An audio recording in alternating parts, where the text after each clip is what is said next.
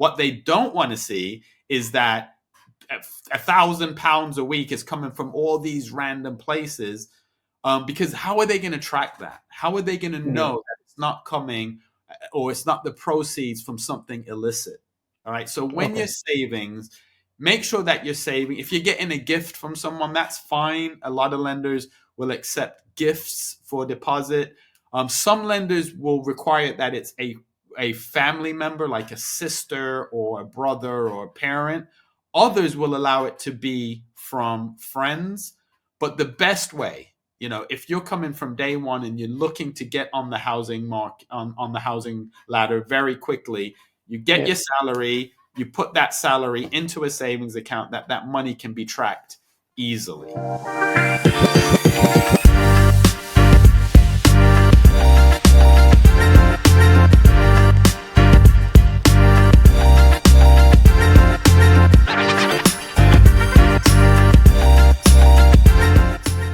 Other thing, and this is the elephant in the room, all right? Yeah. Savings. I know that my parents are Jamaican, right? And in the Yeah. Jamaican culture, we have something called a pardna. This is how a lot of Jamaican people that came over during Windrush save their money. So you'd have, like, let's just say, to keep the numbers easy, you'd have 10 people, and you'd have one person who's a banker. And what that Yeah. person would do every week, or let's just say every month, to keep the numbers easy again, everyone would give that banker £1,000, right? So then there's £10,000 in that pot.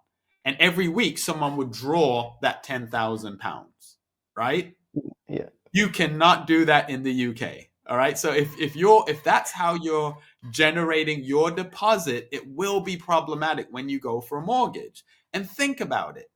From a bank's perspective, this could be money laundering, right? Okay. This could be anything. And I'm not saying that it is. I'm just saying, think about it from a bank's perspective. One of the common and most tragic things that people do, and I can understand, because finance is very personal. They think there's a person sitting in a bank looking at their credit report or looking at their bank statement and monitoring it. It's all algorithms and computers. I remember being a bank manager in retail, and customers would come in with their physical bank statement, with a transaction on the bank statement, say, "What's this?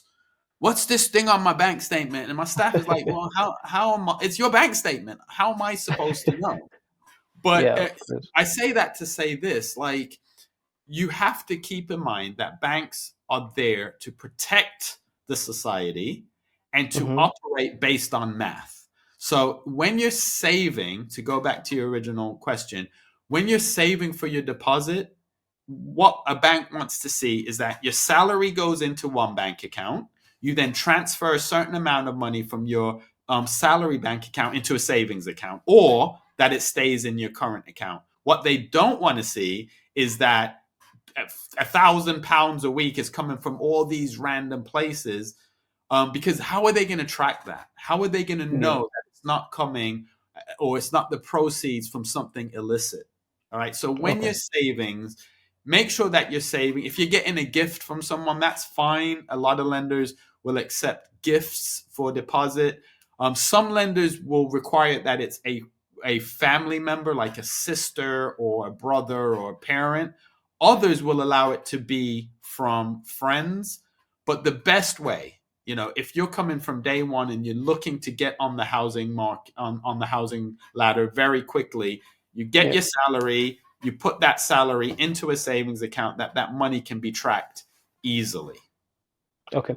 So now let's talk about a situation where, when a lot of skilled workers, when they come to the UK, they have what is known as cultural shock, Yes. right? So cultural shock will leave them with a lot of uncertainty. Okay. And when they would have left their homes back home, they've got dreams. Some of them, they've left their homes to say, when I go to the UK, I'm going to work very hard, and I build my house in back at home, or I Yeah. start a business back at home, and things like that. So these are people that are now at a crossroads whereby there is a cultural shock, which is something that has affected a lot of us in terms of learning the new way of living. Just like we're saying that, you know, uh, in the UK economy, you have to borrow, and that's affect a lot of people are facing that. And some of us have actually gone that and then bought their mortgages.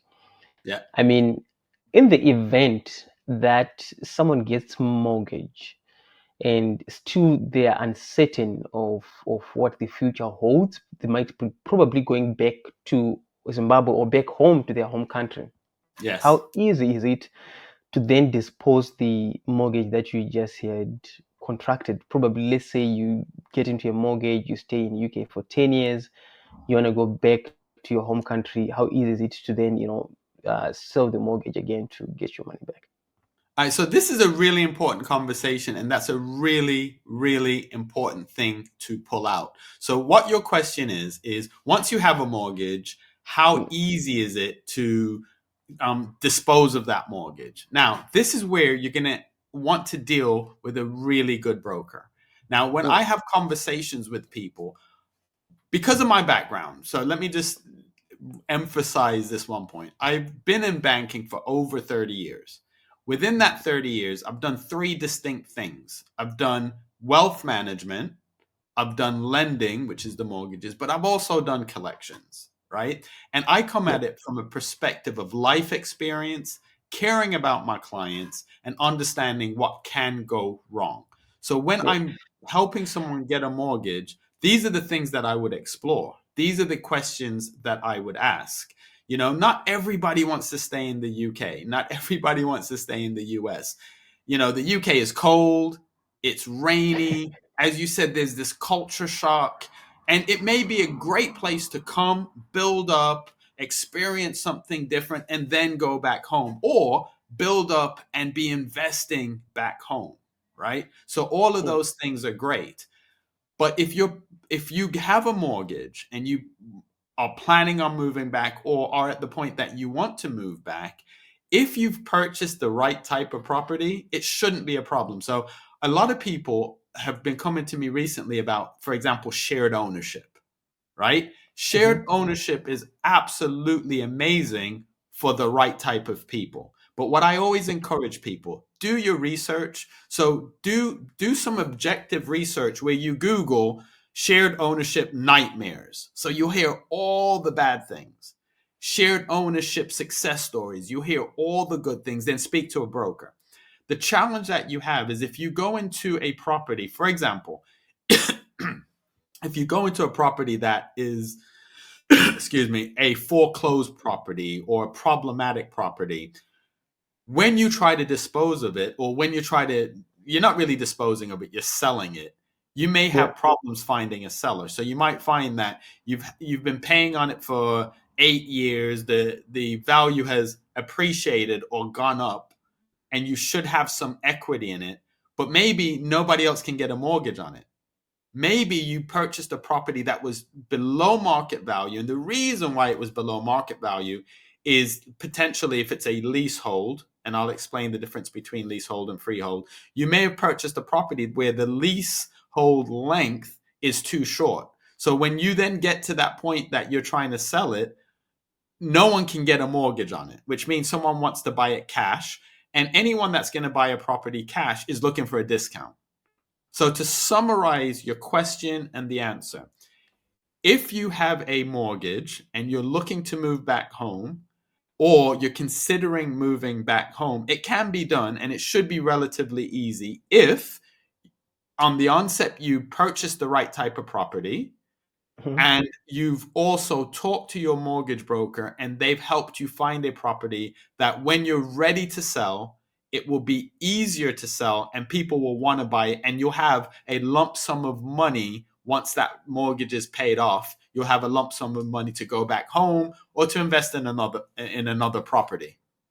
So now this makes sense. Then, since our last conversation, I've been thinking to say if someone is to rent a property in UK, let's say, like I said, there's a lot of uncertainty, and then you find yourself 10 years in the UK and you're still renting.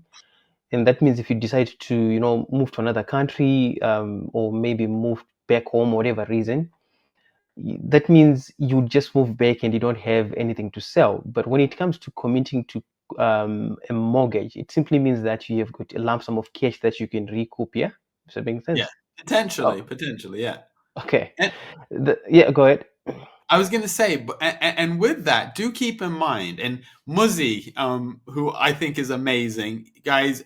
Everyone in this chat might already know who Muzzy is, but if you don't, make sure that you look up Muzzy, and I'll actually put his information in the description. Muzzy said something to me during one of our podcasts where he's like, when you have equity or value in your property, it's in your value. It's Yeah. in your property. So you can't pull a brick to buy a loaf of bread, right? And I love that because it's a good way of describing it. But if you're looking to move abroad and Yeah. you have a property in the UK that you have equity in, you could potentially convert that to a buy to let property, right? So what Oh, that okay. means is you have a residential property that you and your family are living in. You decide to go back home or go somewhere else. You can convert that mortgage that you were probably paying a residential mortgage on. So you were repaying the capital and you were paying the interest. You can potentially convert that into what's called a buy to let property Yeah. and an interest only mortgage, which means, let's just say, again, keeping the numbers easy, you were paying £1,000 a month mortgage payments because it was a capital repayment mortgage. So you're paying down the loan. The amount that you owe goes down every time you make a payment. You can convert that to an interest only mortgage, and then you Hmm. could rent that out, which would then mean, let's just say the payments, the repayments then go down to 500 because you're only paying interest. You're renting it out for 1,200. Yeah. You're then getting 700 of a difference. You can have that money going into a UK bank account, or you can utilize some of that money in your next move. There's lots of options, but I think hopefully part of what your question is and what you're getting at is what value can you get at the No, no, point no. It's you want to move. yeah.